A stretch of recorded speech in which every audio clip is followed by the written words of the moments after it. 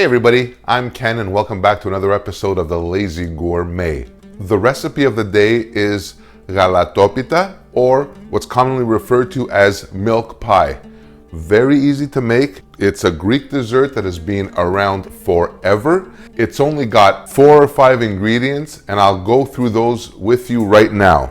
We've got 5 tablespoons of melted butter that we're going to use. We've got 1.5 liters or about 6 cups of milk, 1.5 cups of sugar, 1 cup of fine semolina, 1 tablespoon of good vanilla extract. That's it. This recipe is super easy to execute and put together because it involves only putting all your ingredients into your mixer and from your mixer heating them to thicken into your one pot, and from there into your greased pan. In this case, I'm using a 9x13. There are other methods of preparation to this recipe which involve preheating the milk, then adding the butter, then cooling it down, then reheating this, cooling that, mixing this. There's a reason why they call me the Lazy Gourmet. If there's an easier way to fix something or make something, I will figure it out. And this, my dear friends, is the easiest. Put everything in one bowl in the mixer, one pot to heat it and thicken it, and one pan to bake it.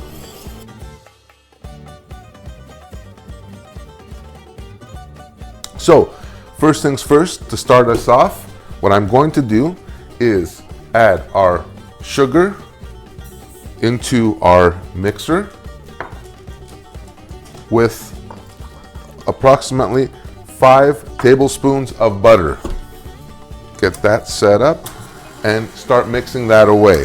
What I forgot to mention before was we're also going to be using 4 large eggs into this recipe. So while our sugar and our butter are whipping up, we're going to slowly add our eggs to this. Careful not to add any shells. As that is whipping up, we're going to add our 1 tablespoon of vanilla extract and just let that mix in there. The next part of this recipe is what requires a little bit of care. What I do is I bring it right down to the stir speed, which is pretty well the slowest speed on these KitchenAids, but bring it to whatever is the lowest speed on your mixer, and we're going to slowly start incorporating our milk. This should be fun.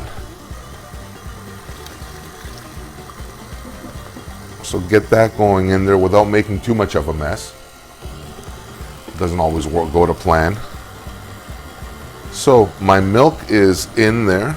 So now that our milk and everything else has incorporated in there, the last ingredient we have to add is the binder to all this, what actually gives the body of our pita or our dessert. 1 cup of fine semolina. Now we're just going to leave that to go for maybe a couple 3 minutes. Let that incorporate. While this is going on, we're going to start buttering our pan and have that ready. I find that when I use my paintbrush and melted butter, it works way better for me than those little itty bitty pastry brushes that take forever. So I'm just going to real quick paint this up with a little melted butter. And you can be generous with this thing because there's nothing worse than making a really nice dessert or a pastry or baking anything for that matter, and it turns out that it's sticky and at the end it's just not that great. So our pan is done, out of the way. Our mix is coming along. The next part of this recipe is to actually start heating it up so it will thicken before we put it into bake.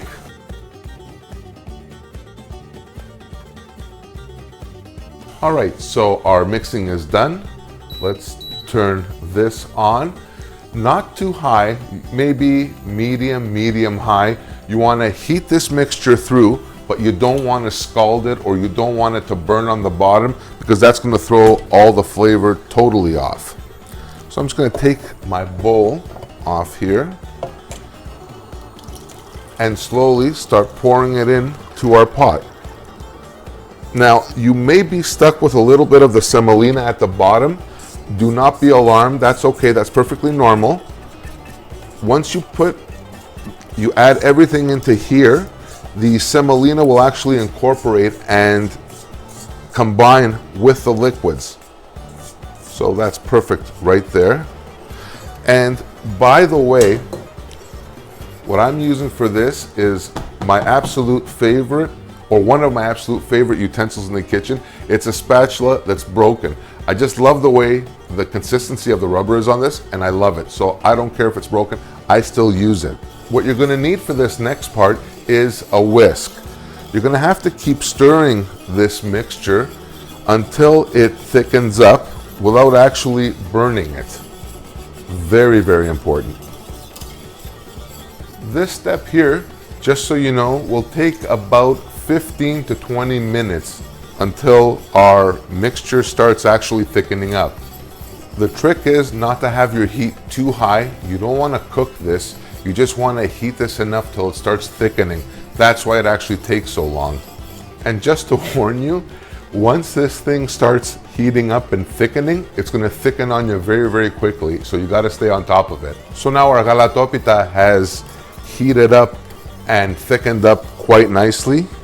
You can see it's about the consistency of bechamel at this point. So now the next and final step is to bake it off. So I'm just gonna move this out of the way here. Bring our pan that's already been pre-greased with a little bit of butter, and slowly start pouring this in. That looks amazing. This now is ready to go into a 400-degree oven for about 45 minutes, give or take. Keep an eye on this. Depending on your oven, 45 minutes is a general rule of thumb, but at 30-35 minutes, I would start checking on it. The whole name of the game here is for this thing to turn like a golden brown on top and actually start a little bit of blistering, but not burning. That's the ideal color or doneness you want. So I'm just gonna pop this into the oven and I'll see you guys in a bit.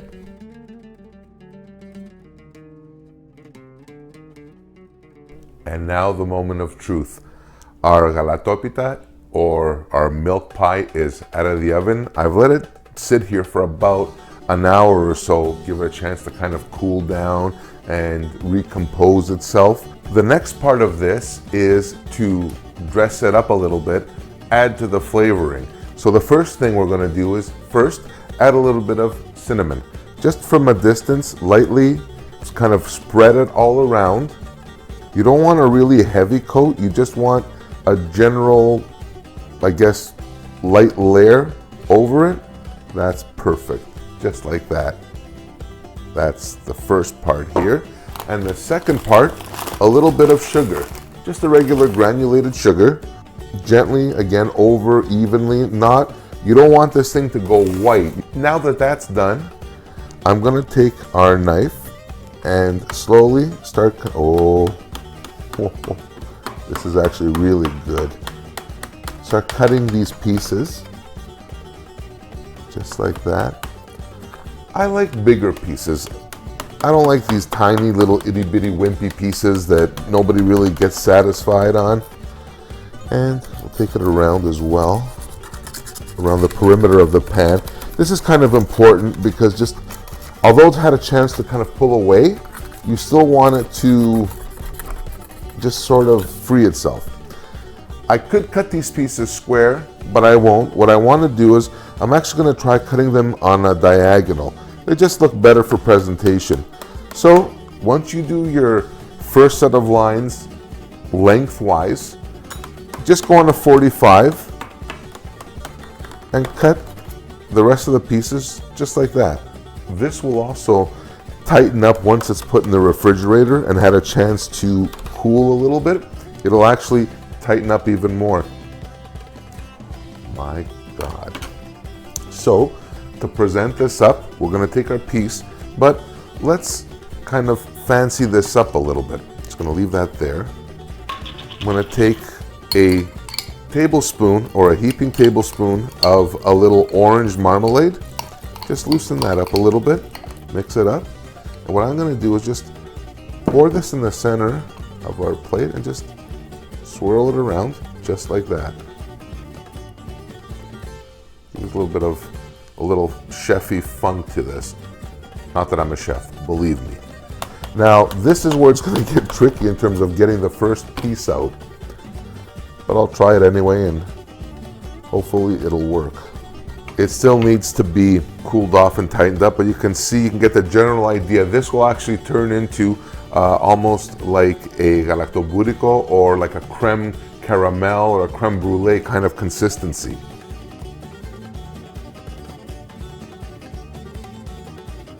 Absolutely delicious. Oh my God, this is really, really good. The custard is still warm, still really kind of not really tightened up, if you will. Hasn't firmed up, but the flavor is totally there. You got the accent of the cinnamon on the top, the sweetness of the sugar, plus the orange marmalade adds to the depth of flavor. Can't stop eating this. Really, really good. So, there you have it, my dear friends. That is my Greek Galatopita, or the milk pie. Super easy to make. Eggs, milk, butter, semolina, sugar, and it's ready to go. One mix, one pot, one pan. I hope you enjoyed this episode. Try this. You will love this. It's very easy to make, and on top of that, it's something that is different. It's a little unique. Until next time, thank you very much for watching. I appreciate your time. Please like this video, subscribe as always, and until next time, I'm Ken. Thanks for watching. Bye for now.